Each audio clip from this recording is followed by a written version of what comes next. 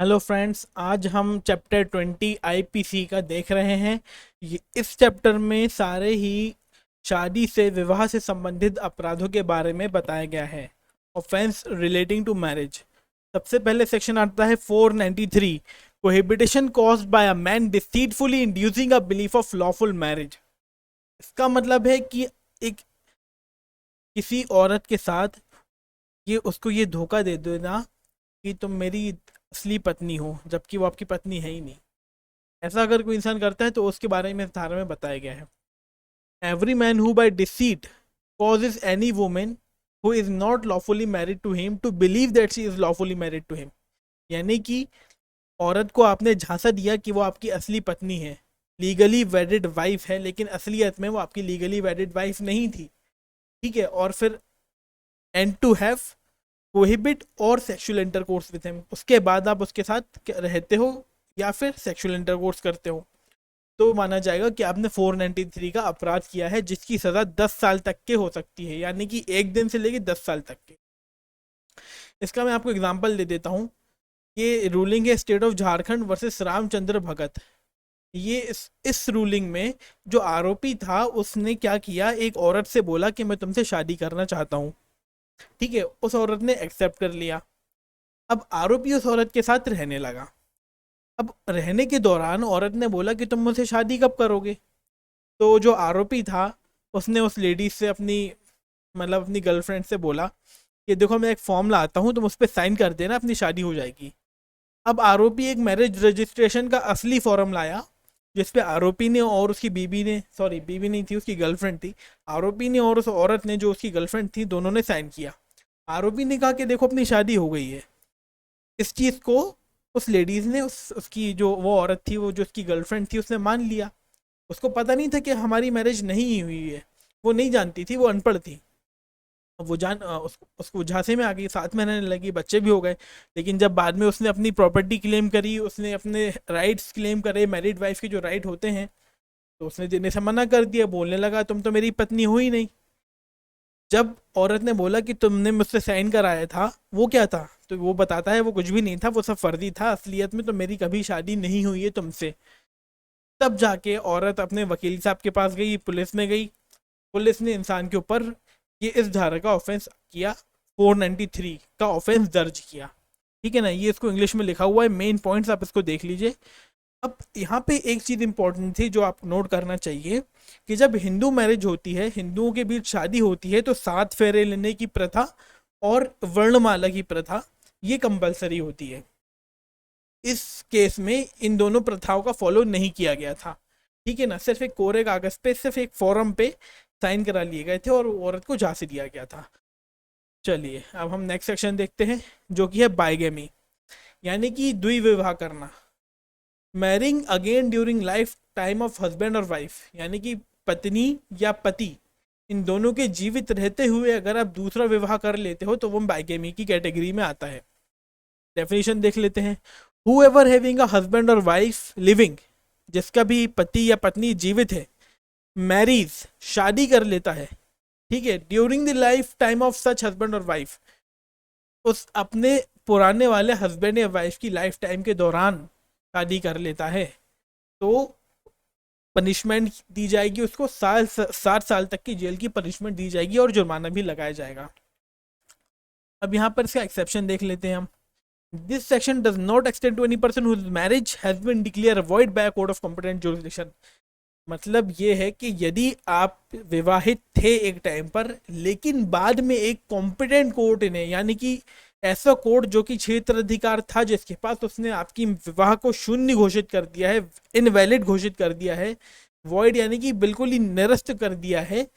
अगर आपका पुराना विवाह निरस्त हो चुका है, उसके बाद आप नया विवाह करते हो, तो आप इस सेक्शन के अंदर 494 बाइगेमी के अंदर अपराधी नहीं माने जाओगे। ठीक है ना। अब यहां पर एक और चीज लिखी है, यदि आपकी पति या पत्नी 7 साल से लापता है, या फिर आपको 7 साल से छोड़ के गई, पता ही नहीं चल रहा कहाँ है, ठीक है ना, एब्सेंट है आपके पास से, कंटिन्यूअली एब्सेंट वर्ड यहाँ पर आया है, कंटिन्यूअली एब्सेंट है, और आप नहीं जानते वो कहाँ पर है, तो उस कंडीशन में आप अगर पुनः विवाह करते हो 7 साल बाद, तो माना जाएगा कि आप अपराधी नहीं हो, आपने कोई अपराध नहीं किया गया है। लेकिन परंतु दिया हुआ है, provided the person contracting such subsequent marriage shall inform the person with whom such marriage is contracted of the real estate of fact so far as the same are within his or her knowledge। यानी कि जब आपका पति या आपकी पत्नी 7 साल से लापता थी, उसके बाद आपने नया विवाह किया किसी थर्ड पर्सन से, तो ये आपको ज़रूरी है कि आप बताएं उसको कि मैं पहले शादी कर चुका हूँ और जो पुराना हस्बैंड है वो 7 साल से लापता है, या पुरानी बीवी जो है वो 7 साल से लापता है, ये आपको बताना ज़रूरी है। और अगर आप नहीं बताते हो तो इसकी अगली धारा में आप अपराधी माने जाओगे। अब हम इसका केस लो देख लेते हैं। Sarla Mudgal versus Union of India के केस में बोला गया कि एक मिस्टर जो थे वो हिंदू थे, उनकी पत्नी भी थी, लेकिन उनको दूसरी शादी करनी थी, इसलिए वो मुस्लिम बन गए और एक मुस्लिम युवती थे, मुस्लिम औरत से शादी कर ली। बारे में जो उनकी हिंदू पत्नी थी पहली वाली, उसने उनके खिलाफ केस दर्ज किया, एफआईआर की, और जब कोर्ट में बात की तो कोर्ट ने बोला कि जो सेकंड मैरिज है वो पहली मैरिज को वॉइड करे बिना, डिसॉल्व किए बिना की गई है, और आप उस टाइम हिंदू थे, इसलिए ऐसी मैरिज जो है इलीगल है और आप बाइगेमी यानी कि 494 धारा के अंतर्गत सजा पाने के दायी हो, हकदार हो। ठीक है, देखिए अभी मैंने बताया था कि अगर आपकी शादी हो चुकी है और आप नए इंसान से शादी करते हो, आपको बताना पड़ेगा कि मैं पहले शादीशुदा था या 7 साल पहले मेरी शादी हुई थी, लेकिन 7 साल से इंसान नहीं मिल रहा।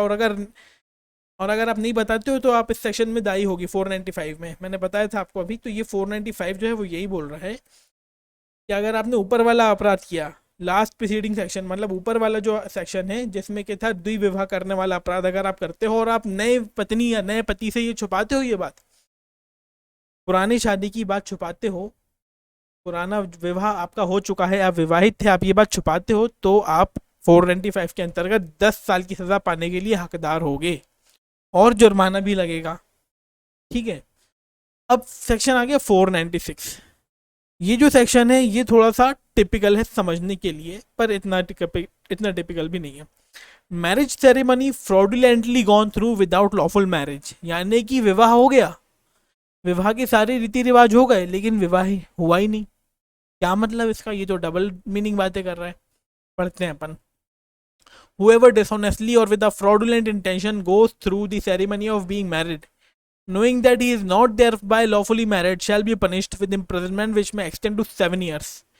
यानी कि जो कोई भी जानते हुए कि वो विवाह वैलिड नहीं कर रहा है, विवाह कर लेता है, इसका मतलब क्या हुआ? देखिए मैं आपको बताता हूँ। कई बार क्या होता है, लोग किसी नए देश की नागरिकता लेने के लिए विवाह करते हैं। उनका इंटेंशन क्या होता है कि सिर्फ वहाँ की नागरिकता लेना। कुछ औरतें हैं, कुछ लेडीज़ हैं जो कनाडा में यही काम करती हैं। उनका काम ये है कि वो जो है वो औरतें कैनेडियन हैं, लेकिन उनको किसी को इंडियन को या किसी भी फॉरेन के इंसान को वहाँ की सिटीजनशिप दिलानी है, तो वो क्या करती हैं, वो पैसे लेके उनसे शादी कर लेती हैं। और जब शादी कर लेती हैं तो वहाँ के कानून के हिसाब से जो उनका हस्बैंड है कुछ टाइम में वो भी नागरिक माना जाता है। इस तरीके से वो फर्जी शादी करती हैं, लॉफुल मैरिज नहीं है। सेरेमनी पूरी हो गई, रजिस्ट्रेशन भी हो गया, लेकिन लॉफुल मैरिज नहीं है। ठीक है ना? तो इस तरीके की चीज़ों को 496 में बताया गया है। एक और मैं आपको एग्जांपल देता हूँ कि वो एमपी में और भारत के कई राज्यों में एक स्कीम चलती है। स्कीम में ये बोला जाता है कि यदि कोई भी किसी अदर कास्ट की, SC ST OBC inter caste अगर मैरिज करता है तो उसको सरकार की तरफ से 2 लाख रुपए दिए जाएंगे और दहेज का सामान भी दिया जाएगा, यानी कि टीवी, फ्रिज, कूलर ये सब देती है सरकार। एमपी में तो होता ही है, ये गारंटीड होता है। इसको कहते हैं सम्मेलन विवाह। अब देखिए, आप हो फॉर एग्जांपल, आपको पता चला कि ऐसा विवाह सरकार कराती है, आपके पड़ोस में एक लड़की रहती है, आपने उसके साथ स्कीम बनाई। आपने बोला कि देखो, ये अगर अपन शादी करेंगे सम्मेलन से तो 2 लाख रुपए मिलेगा, साथ में सामान मिलेगा। एक काम करते हैं, अपन शादी कर लेते हैं, आधा सामान तुम रखना, आधा सामान मैं रखूंगा और बाद में अपन अलग हो जाएंगे। इस तरीके से उस सरकारी स्कीम का मिसयूज करने के लिए ये लोग अगर विवाह करते हैं तो ये जो मैरिज है मॉक मैरिज की कैटेगरी में आएगी और वो सज़ा के हकदार होंगे। एक और आपको एग्जांपल देता हूँ कि इंडियन हिंदू अडॉप्शन एक्ट में, या फिर अपने बोले जुवेनाइल जस्टिस एक्ट, या फिर Indian guardian at ward act, या फिर अडॉप्शन एक्ट है, उसमें एक बात लिखी हुई है कि कोई भी ऐसा इंसान जिसकी शादी नहीं हुई है, जो कि आदमी जो अनमैरिड है, वो किसी लड़की को गोद नहीं ले सकता। अनमैरिड पर्सन लड़की को गोद नहीं ले सकता, ठीक है। लेकिन मान लीजिए अगर कोई इंसान लड़की किसी छोटी लड़की को गोद लेने के लिए नकली शादी करता है, वो एक किसी लड़की के साथ मिलके रजिस्ट्रार में जाके अपना रजिस्ट्रेशन सर्टिफिकेट बनवा लेता है, जबकि वो शादी कर ही नहीं रहा, उसका इंटेंशन है सिर्फ उस बच्ची को गोद लेना।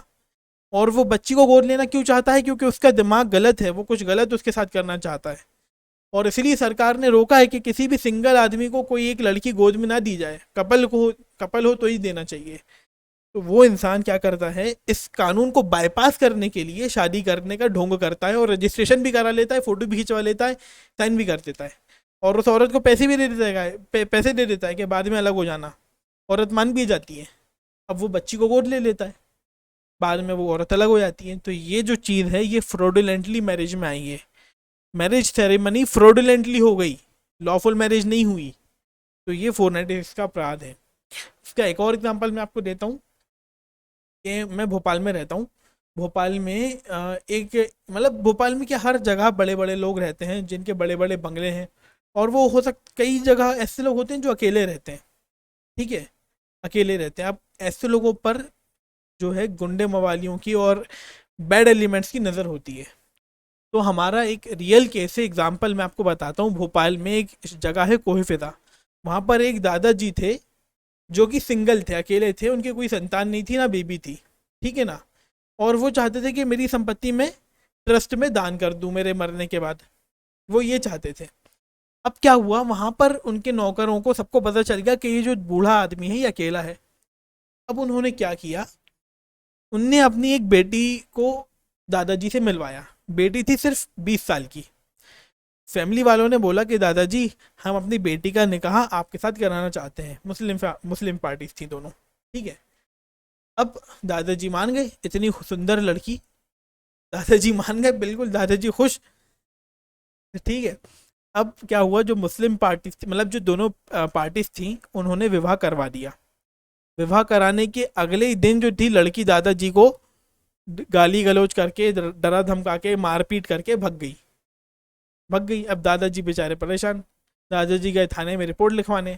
थाने वालों ने बोला अरे यार ये कोई सी रिपोर्ट ही नहीं बनती, महिला के खिलाफ कुछ करा हो तो हम समझ में आता है, अब आपकी बीवी आपको मार के चली गई, हम क्या लिखें। उनने उसकी बात पे ध्यान नहीं दिया, और उन्होंने एक एनसीआर करके उनको कोर्ट की तरफ फॉरवर्ड कर दिया। दादाजी ने फिर कोई एक्शन नहीं लिया। अब क्या हुआ, कुछ दिनों बाद वो लड़की अपने बॉयफ्रेंड के साथ और अपने घर वालों के साथ आती है, दादा को मारपीट करती है, डराती धमकाती है, बोलती कि पूरी प्रॉपर्टी मेरे नाम पे कर दे, नहीं तो अच्छा नहीं होगा, तेरी ऐसी तैसी कर दूंगी। अब दादाजी इतना डर जाते हैं, घबरा जाते हैं उन लोगों के एटीट्यूड से। बोलते मतलब इस टाइप के आदमी नहीं थे, सीधे साधे इंसान थे। दादाजी डर गए, 2-4 दिन में उनको हार्ट अटैक आ जाता है, डेथ हो जाती है, और पूरी प्रॉपर्टी पे ये लोग जो हैं, लड़की, उसका बॉयफ्रेंड और उसके जो घर वाले, सब कब्जा कर लेते हैं। यानी कि करोड़ों की प्रॉपर्टी पे इन लोगों का कब्जा हो जाता है। तो यहाँ पर क्या हुआ, यहाँ पर जो मैरिज थी वो मैरिज थी ही नहीं, वो एक फ्रॉड था, एक झूठ था, असली मैरिज हुई ही नहीं थी। तो इस तरीके से यदि कोई मैरिज कर लेता है तो वो 496 के अंतर्गत भी अपराध में आएगा, जिसकी सजा 7 साल तक के है और जुर्माना भी लगेगा। अब हम देखते हैं next section 497, adultery. whoever has sexual intercourse with the whoever has sexual intercourse with a person who is and whom he knows or has reason to believe to be the wife of another man। सीधी सीधी बात ये बोल रहा है कि adultery मतलब अगर कोई व्यक्ति किसी थर्ड पर्सन की वाइफ को उसके साथ सेक्सुअल इंटरकोर्स कर लेता है तो ये जो है एडल्ट्री में आएगा। इसमें एक चीज़ ध्यान में रखने की है, आगे लिखा है कि विदाउट द कंसेंट और कनाइवेंस ऑफ दैट मैन, यानी कि उस इंसान की मर्जी के बिना, ठीक है, उसकी सहमति के बिना अगर कर लेते हो तो एडल्ट्री है। और अगर आप उसकी सहमति से उसकी वाइफ के साथ सेक्सुअल इंटरकोर्स करते हो तो वो एडल्ट्री में नहीं आएगा, ना ही वो रेप में आएगा। मतलब औरत की भी सहमति होना कंपलसरी है, ठीक है ना। आगे क्या लिखा है, such sexual intercourse not amounting to offence of rape, rape नहीं होना चाहिए, उस औरत की भी सहमति होना चाहिए, और उसके अगर हस्बैंड की सहमति है तो आप बच गए, कोई अपराध नहीं हो रहा। और अगर उसके हस्बैंड की सहमति नहीं है तो आप जो हैं एडल्ट्री के अपराध में आ गए हैं, जिसके लिए 5 साल तक की सज़ा है, ठीक है। और इस केस में ये लिखा हुआ है कि जो वाइफ है वो अबेटर नहीं मानी जाएगी, वाइफ उकसाने वाली नहीं मानी जाएगी। ये जो है 497 ये धारा थी 2018 के पहले तक एप्लीकेबल थी, लेकिन 2018 में सुप्रीम कोर्ट का जजमेंट आया Joseph shine versus Union of India 2018 HCC. इसमें सुप्रीम कोर्ट की 5 जज बेंच ने एडल्ट्री का जो सेक्शन है उसको अनकॉन्स्टिट्यूशनल घोषित कर दिया और बोला कि ये आर्टिकल 14 और कॉन्स्टिट्यूशन के जो फंडामेंटल राइट्स है उनके खिलाफ है, ये आदमी और औरत में फ़र्क क्रिएट करता है।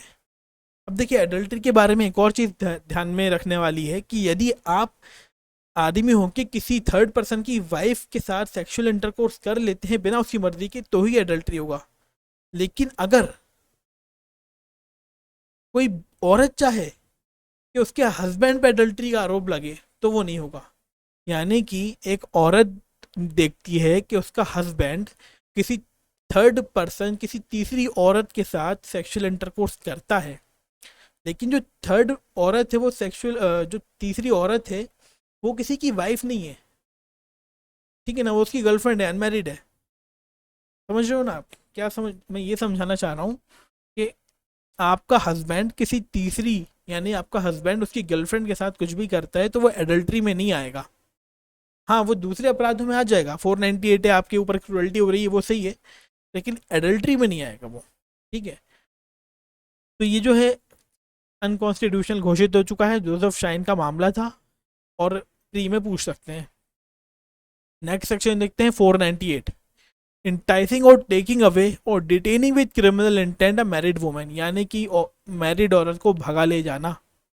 हुएवर टेक्स और इंटाइसिस अवे, जो कोई भी ले लेता है या इंटाइसिस मतलब भगा के ले जाता है। ऐसा कई बार आपने मूवीज़ में देखा होगा कि शादी होती है और मंडप से औरत को भगा ले जाते हैं, या फिर सुहागरात के दिन भगा के ले गए या अगले दिन भगा के ले गए, ऐसा मूवीज़ में बहुत होता है, ठीक है। तो ऐसा कोई भी करेगा लेकिन उसकी इंटेंशन होना चाहिए। देखिए आगे पढ़ते हैं, हम अच्छे से बताते हैं आपको। हुएवर टेक्स और entices away any woman who is and he has no or reason to believe to be the wife of other man, मतलब वो जानता है कि ये जो औरत है किसी थर्ड पर्सन की वाइफ है, ठीक है, वो उस इंसान के पास से या ऐसे व्यक्ति के पास से जो उस औरत का गार्जियन है, उसकी केयर से ऐसी औरत को भगा के ले जाता है, ठीक है। लेकिन उसकी इंटेंशन क्या है, उसकी इंटेंशन होनी चाहिए कि इनलिसिट इंटरकोर्स की, सेक्सुअल इंटरकोर्स की इंटेंशन होनी चाहिए उसकी, या फिर वो उसको छुपा देता है या डिटेन मतलब गिरफ्तार कर लेता है ऐसी बुरी नीयत से। समझ गए ना आप, किसी की भी पत्नी को बुरी नीयत से अगर आप भगा के ले जाते हो या बहला फुसला के ले जाते हो तो माना जाएगा कि आपने 498 का अपराध किया है। इसका केस इस औरत का हस्बैंड आपके खिलाफ लगा सकता है और इसमें 2 साल की सज़ा है और जुर्माना या फिर दोनों है, ठीक है। नेक्स्ट सेक्शन देखते हैं, चैप्टर 20A शुरू हो गया है। 498A जो है ये नया चैप्टर जोड़ा गया है आईपीसी में।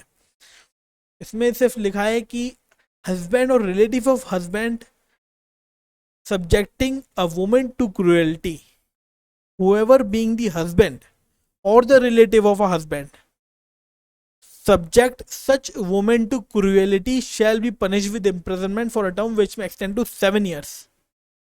यानी कि अगर आप हस्बैंड हो, आप अपने बीबी को परेशान करते हो, क्रूएल्टी करते हो, क्रूरता करते हो उसके खिलाफ, या आपके माँ बाप या आपके रिलेटिव आपकी बीबी पर क्रूरल्टी करते हैं, क्रूरता करते हैं, तो माना जाएगा कि ये 498 का अपराध है। क्रूरल्टी का मतलब क्या है अब आगे बताया गया है, any wilful conduct which is of such nature as is likely to drive the woman to commit suicide, grave injury, danger to life, limb health, whether physical और mental health of the woman. यानी कि औरत को कैसे भी परेशानी हो रही है, अगर अगर वो इतनी परेशानी हो रही कि वो सुसाइड कर ले या फिर अपने आप को ग्रेवियस इंजरी पहुंचा ले, ठीक है, ऐसी इंजरी पहुंचा ले जो उसकी ज़िंदगी के लिए ख़तरा हो जाए, मेंटल या फिजिकल हो, उस दोनों दोनों हो सकती हैं, तो ऐसी वुमेन जो है माना जाएगा कि उसके ऊपर क्रूएलिटी हुई है। ठीक है, हरासमेंट, हरासमेंट करना औरत का वो भी क्रूएलिटी में आएगा। ठीक है, हरास क्यों कर रहे हो आप किसी औरत को? हरास इसलिए कर रहे हो कि आपकी वो अनलॉफुल डिमांड ऑफ प्रॉपर्टी, यानी कि दहेज की मांग को पूरा करे। आपकी बीबी दहेज नहीं लाई मायके से, या लाई है करोड़ लाई है, आपको 4 करोड़ चाहिए था, वो सफिशिएंट आपकी नज़र में नहीं था, अब आप उसको हरास करते हो, तो ये जो है क्रूअल्टी में आएगा। अब क्रूअल्टी के और मैं आपको बता देता हूँ, बाद में रूलिंग्स आई हैं, ये सब भी क्रूअल्टी की डेफिनेशन के अंतर्गत आता है।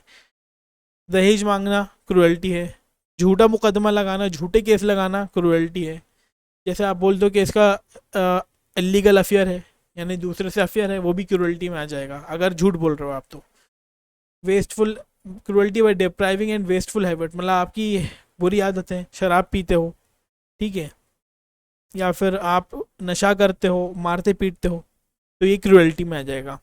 Cruelty by extra marital relations, आपकी गर्लफ्रेंड है, क्रूअल्टी हो गई। Husband and cruelty for non dowry demands, मतलब आप उसको बार बार परेशान कर रहे हो, डाउरी नहीं मांग रहे, किसी और रीज़न से परेशान कर रहे हो, ठीक है। Non acceptance of girl child, आपके पास बेटी बेटी की बर्थ हो गई, अब आप उसको ताने देते हो कि बेटा नहीं हुआ, बेटी नहीं हुआ, क्रूअल्टी कर रहे हो, ठीक है ना। Cruelty by forcing wife to take sex determination test, यानी कि भ्रूण की जांच करवा रहे हो, जो पेट में फीटस बच्चा होता है, आप जांच करा रहे हो कि ये मर्द है या औरत, मतलब मेल या फीमेल, ठीक है ना, तो वो भी क्रूअल्टी में आएगा। उसकी पवित्रता पर, उसके कैरेक्टर पर लाछन लगाते हो, वो भी क्रूअल्टी में आएगा। उसके बच्चों को उससे दूर ले जाते हो, वो भी क्रूअल्टी में आएगा। ठीक है, क्रूअल्टी बाय हिटिंग और बीटिंग और फिजिकली हर्टिंग द वाइफ, उसको मारते हो, पीटते हो, हर्ट करते हो, चाहे आप नशे में हो या नहीं हो, ये सब क्रूअल्टी में आएगा। लेकिन आजकल जो है कोर्ट क्रूअल्टी का एरिया और ज़्यादा वास्ट करते जा रहे हैं आजकल। जैसे आपने उसको टीचिंग स्कूल जाने नहीं दिया, पढ़ा कॉलेज जाने नहीं दिया, उसको जॉब से रोका, उसको फ़ोन पे बात करने से रोका, ये सब भी क्रूअल्टी में आजकल आने लगा है। तो जो क्रूअल्टी का स्कोप है वो बहुत बढ़ता जा रहा है, ठीक है। तो ये जो सब थे, ये ऑफेंस रिलेटिंग टू मैरिज थे।